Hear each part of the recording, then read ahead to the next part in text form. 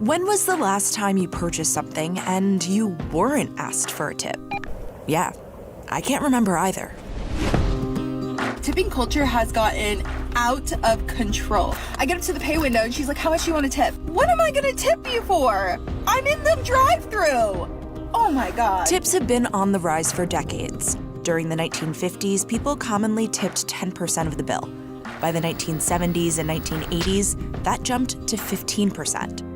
Today, people tip anywhere from 15 to 25%. According to one 2022 survey, consumers said they tipped more than 21% on average. Nowadays, there are people who argue 20% is kind of a cheap tip. While the percentage that consumers are tipping at full-service restaurants in the past couple of years has remained about the same, in the fourth quarter of 2022, the number of tips provided at full-service restaurants grew 17%.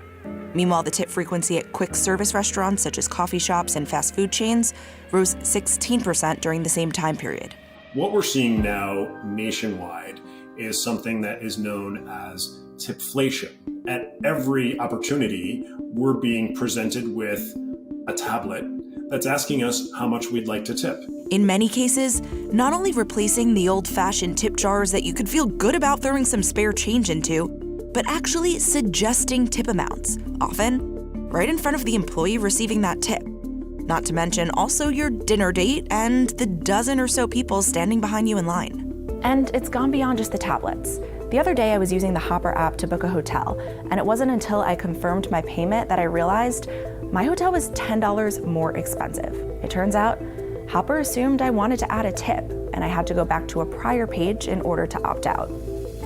Tipflation refers to not just that we're tipping more, but we're tipping everyone for everything. You're being guilted into tipping on something that is not technically a service. It's someone simply doing their job. In those situations, consumers are feeling resentful. Where do you draw the line?